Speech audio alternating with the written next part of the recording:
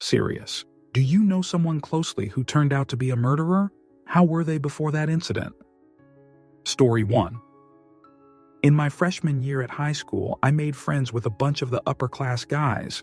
We played DD and had a lot of fun being nerdy high school guys.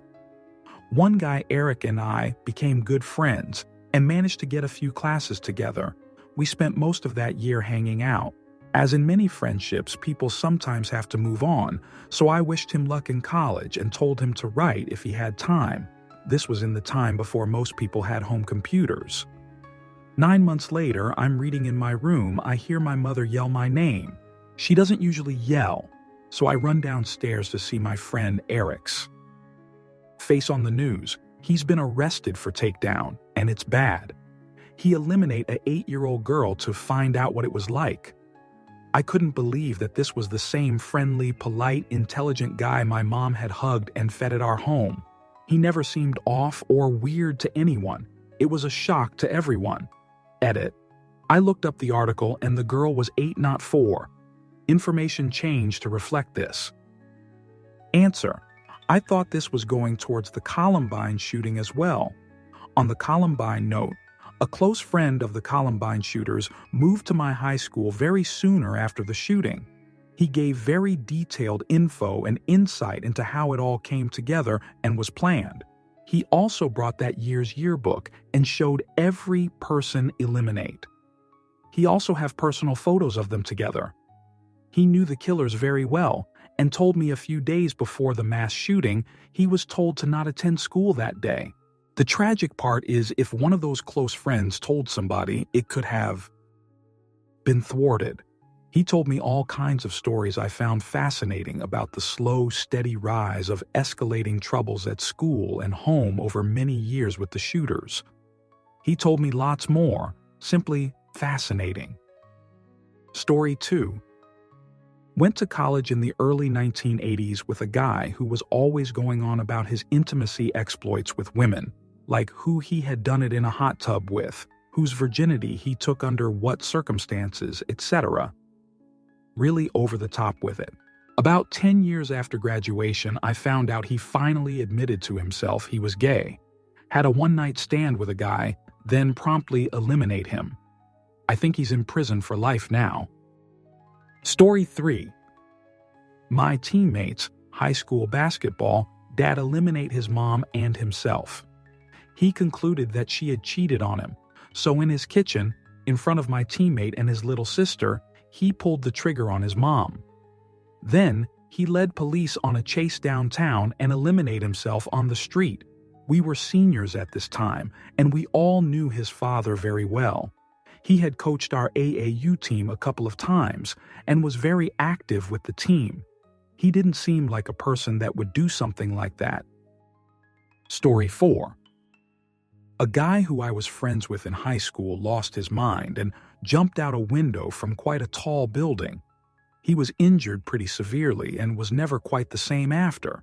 He had some bad emotional issues along with lasting physical ailments and could not live on his own. Some years later, he seemed like he was doing much better. Stable job, went to the gym a lot. He still had to live with his parents and was still a bit odd, but seemed happy regardless. He made a post on his Facebook about finding a better job and seemed quite positive. Then, a few days later, I wake up to the news that he take down his parents and then himself. Story 5.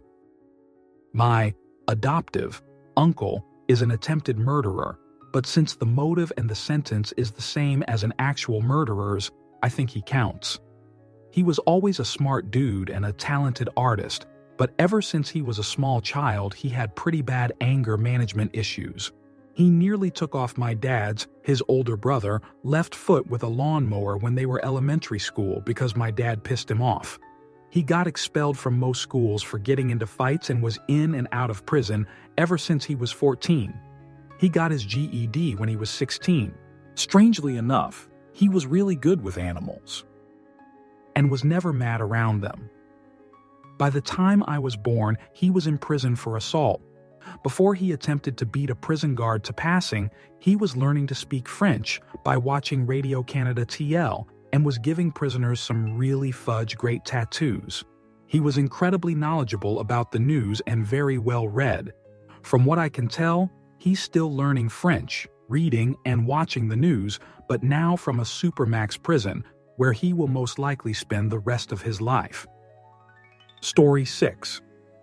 So I've commented this story on some posts on Reddit because I knew the girl from the documentary that got real popular called Mommy Dead and Dearest.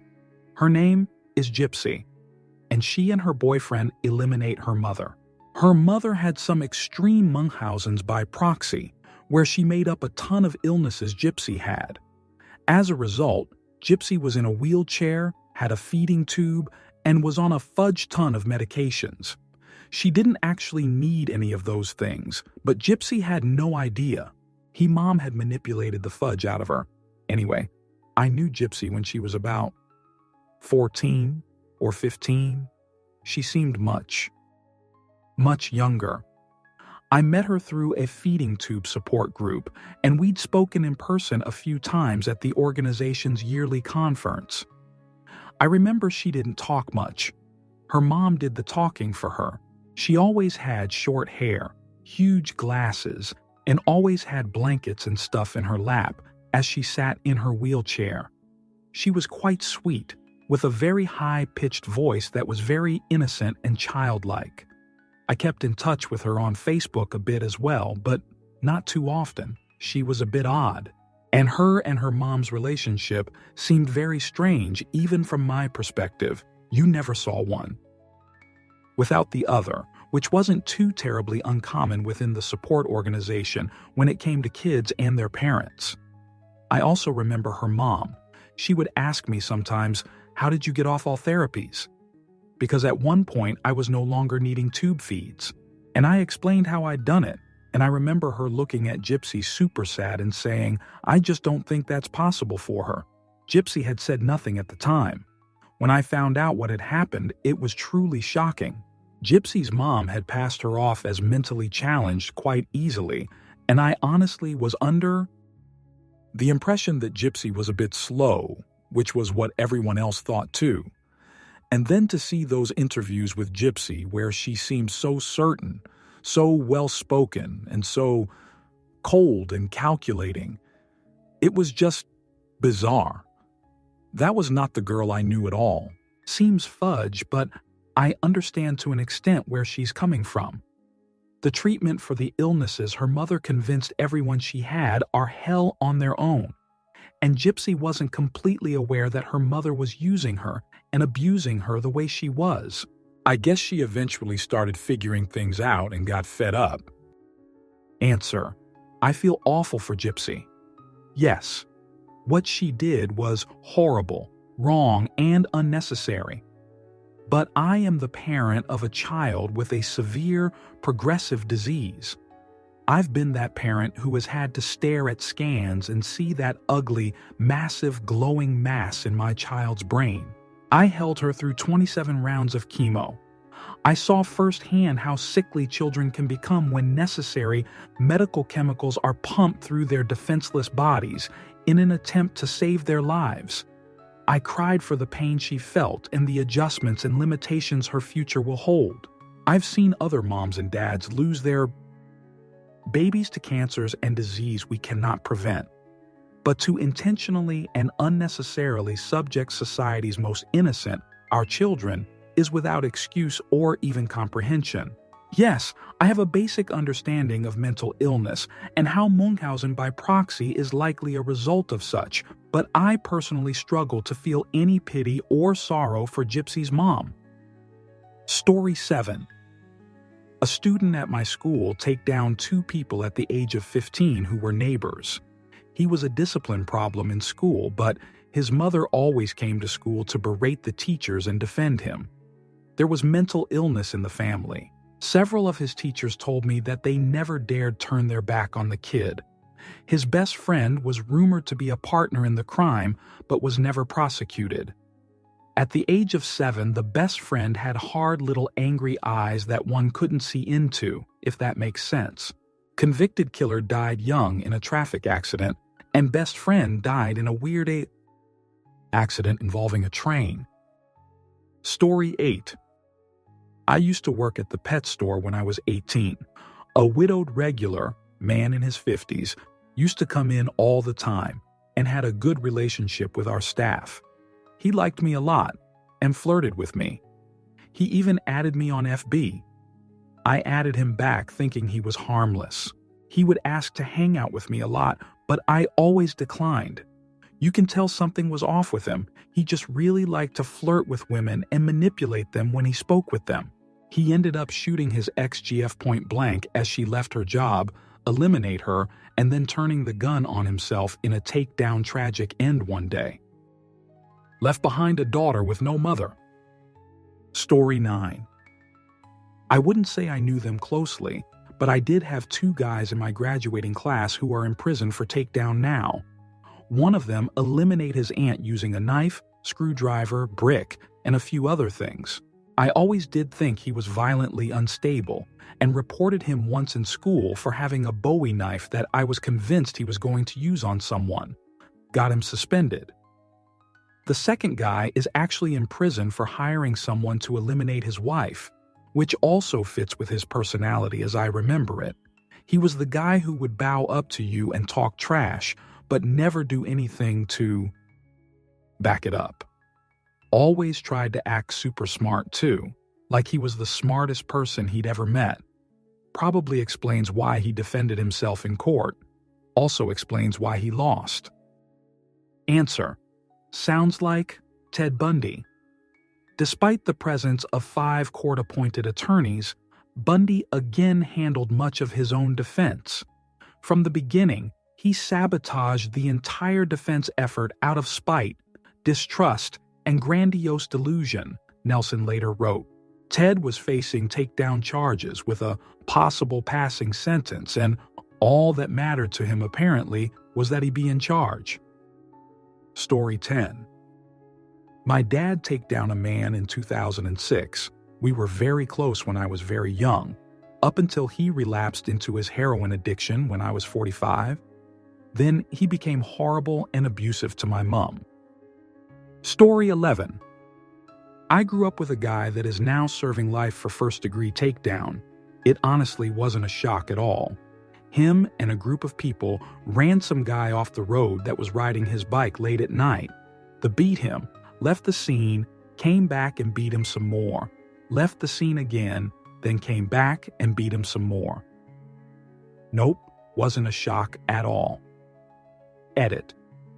To add to the story, him and 2 other guys in the prison he's in tried to escape a few years ago. They attacked a guy in a delivery truck and tried to steal his truck. One of the guys got shot by the guards, but he did not. Story 12. One of my best friends from high school eliminates someone in a bar fight. Nicest guy, kind that would give you the shirt off his back. Several years in prison over a 50-cent pool game. Story 13. In college, a guy down the hall was pretty cool. We hung out, partied. He'd play N64 with my roommates and me. He had a roommate that was a couple years old and not around much. Then one afternoon, I came back to my room and there were cops and reports and crap all around. A friend shows me the newspaper and the guy down the hall's roommate is on the front page. Take down. Police asking for someone to ID him. Next day, find out the guy down the hall had eliminated his roommate. Nasty business. Back of the head. Point blank range. Small caliber. Deserted area. Body left without ID. Obviously. Pre-planned with some care and forethought. Guy admits to it later. Never tells why. No known motive. Never explains. Weird thing is, I hung out with him after the fact, before he got caught. Seemed distracted, but actually apologized to me later for being out of it, without explaining why. The whole thing messed with my head for a bit. Story 14. Interesting question. I knew this guy back in Pakistan. He was in my school, but at some point his family took political asylum and moved to the UK. They were feudal people with copious amounts of money and resources. Around 2005-ish, the conditions were laxed, And while his father still could not come back to Pakistan, he himself could. He came back for a month, and in that time, we had a reunion, and it was lots of fun. Just hanging out every day and all that good stuff. Great guy all around, but very short-tempered. One night, some guy rubbed him the wrong way because the guy complained about my friend revving his heavy bike and making lots of noise in the parking lot. My friend pulled out his pistol after a heated exchange and shot the poor guy dead. Karma wasn't too happy, and only a week later my friend was riding his bike late at night when he T-boned a van, which sent him and his bike up in the air only to have his bike land on him. I wasn't there to witness this. I just heard accounts of the eyewitnesses. He was taken to the hospital, but he succumbed to his injuries hours later and was pronounced dead 2 days before he was supposed to go back to the UK. All in all, I was happy. That justice was served in this way because no cop would touch him. Had he lived, he wouldn't have been prosecuted for his crime. Such is the way the rich live in some countries. This is when he is at odds with the ruling party. Imagine the chaos when he is in the ruling party. Story 15. Someone I knew online for a good few years had already eliminated someone when I had met him. He had eliminated his father in self-defense. He was a weird guy. I was 14 years old and him 28, and he was absolutely obsessed with me. I eventually found a boyfriend and had to tell him to fudge off. I had eventually added him back when he had another girlfriend. Well, girlfriend dumped him and found a new guy very quickly. The guy didn't handle it well and planned to eliminate them both. However, he was only able to stab the guy in the head. I'm not sure if the guy died, but I knew what was happening. I called the cops before to stop it. The guy had posted on Facebook about how, if they wouldn't date, she couldn't live. I still feel guilt over it, to be honest. Story 16. There was a girl I knew in high school. We hung out most days, and every few days I end up seeing her whole family. She had a younger brother who was kinda shy and would pop around every now and then. A few years after high school, he became really good friends with a lot of my friends through college, and so I'd still run into from time to time. Sometime during college, he got into a fight with his GF and ended up eliminate her. It hit the news a few times that he was on the run, and I always said there was no way that was the same guy I knew. A few days later, he shot himself in his truck while on his way back to town to see his parents. That's when I knew for sure it was the same guy. Story 17. My Nan's GP was Harold Shipman. After it all came out, she was shocked and couldn't believe that a man who she trusted and thought highly of could be one of the worst serial killers of our time. Story 18. I knew Omar Mateen, the shooter in the Pulse Club. He was very aggressive and would get into fights with my friends a lot of the times. He bullied someone I knew, and that kid's older brother whooped him. We just thought he was a jerk. We would all hang on the basketball court. He was always interested in becoming a police officer, and he became a guard or something of that sort. Someone really close to me went to his house a few times and had dinner with his family multiple times. He said the family was pretty conservative in a way, but they seemed normal. I lived in Central Florida when the shooting happened, and it was surreal. Right now, nobody in my family believe he could have laid waste to so many on his own, because someone else close to me is a doctor at Orange County and said there were so many bullets in so many victims that it looked like a gang. Story 19. I was best friends with this kid when I was younger, like elementary and middle school. He was always acting out a little, but nothing too serious. Lived with his grandparents, never had any idea where his mom or dad was, he never really talked about them, and his grandparents were really strict. We got in trouble quite often, but really just petty shoot. Worst was picking up a purse that someone had left in the middle of the street, left on roof of car and fell off, and taking the money out of it. Like 8th, 9th grade year, he just up and disappeared. and found out he went to live with his mom in Chicago. Comes back a year or two later and is a completely different person. Talks about being in a gang in Chicago. No idea if it was true or not. He starts going way off the deep end, robbing houses, stealing, assault, generally not giving a shoot. In and out of juvie for a while. After high school, he ends up getting out. See him around and talks all this shoot about how he is turning his life around. Ended up robbing my roommate's family's place with another friend of ours, gets busted, and goes to big boy jail for a while. After a few years, he gets out, and this time, there is no illusion that he is up to no good. He's got the complete jailhouse makeover, teardrop tattoos around the eye included, and is essentially dealing substances and robbing houses again. I talk to him, and we hang out a little bit. He tries to make amends for the robbery, but we both, roommate and I, keep our distance, because we really don't want to fudge with this guy, and we don't want him pissed off with us. Funny thing was, I still got the impression that this dude would have laid down in traffic for me if I needed him to. Not too long after, I find out that he eliminates someone and burned the key. Body in a substances deal gone bad, allegedly. Wasn't a huge surprise at that point, and wasn't a surprise that the victim was someone from the same neighborhood we grew up in. He just did not have any fudge to give about many other people, and his selfish motivations would overrule his compassionate side in every critical situation.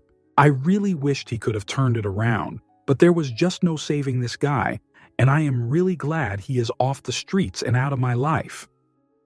Story 20. My cousin got into meth and heroin and offed another dealer. He was always a bit of a sketchy character. He's about 10 years older than me and was always a bit of a hoodlum teenager, wreaking as much havoc as a teen could in rural Indiana. If he was home when my family came to visit, he would just shut himself up in his room the whole time. He had zero interest in us. His mom was a royal cunt, though.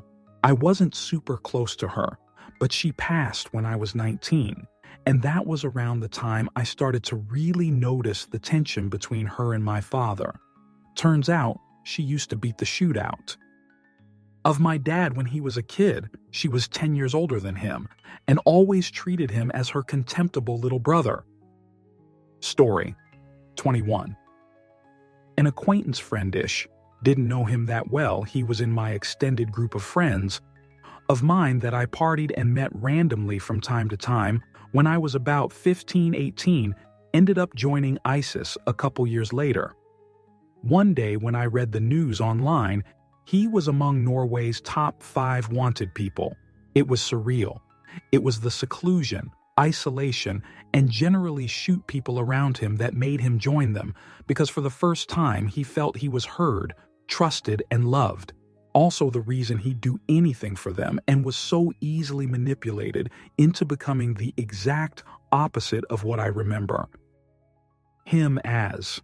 I think about him from time to time, how a dude who was generally good at heart but extremely misunderstood went from being an outsider that just wanted recognition from his peers to a wanted terrorist. I'm not even sure if he's still alive or if he's actually eliminated anyone, but he most likely has at some point. Story 22. A kid I was best friends with in junior high eliminated his girlfriend and himself a few years ago. This happened 30 years after I hung out with him. When I heard the news, I was not the least bit surprised that he ended up as a takedown tragic end guy. He was an odd duck. Story 23. I knew a guy in high school who ended up eliminating his father, who was in a wheelchair, and a cable technician that was at his house.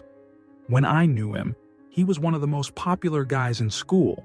He was a stud baseball player, always had pretty girlfriends, and hung out with a lot of the popular crowd. When he graduated high school, he signed with the minors and got a pretty big signing bonus, around $250K. That money ruined him. He bought a big house in town, and all his friends from high school lived there rent-free and basically trashed the place. He was a year ahead of me. So while I was a senior, we would go to parties there every weekend, and it was the definition of a trap house.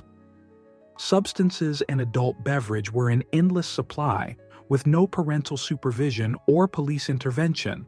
The house was up in the hills. His nearest neighbor was probably a quarter-mile away. I lost touch with him after I graduated high school, but apparently he dived pretty deep into substances addiction and lost everything. He moved back in with his parents with a pretty serious meth addiction, and I didn't really hear anything about him for a few years. I saw his name pop up on the news one day, saying that he had eliminated 2 people at his parents' home with an axe. He led the police on a manhunt for a while before they caught him. If I remember correctly, he broke into a few houses while he was on the run as well. Last I heard, he's mentally unfit to stand trial and was diagnosed with psychosis and BPD. It's really quite sad. That kid had so much going for him, but his life turned out so tragic. Edit. Had a few details wrong. He eliminated 3 people and used a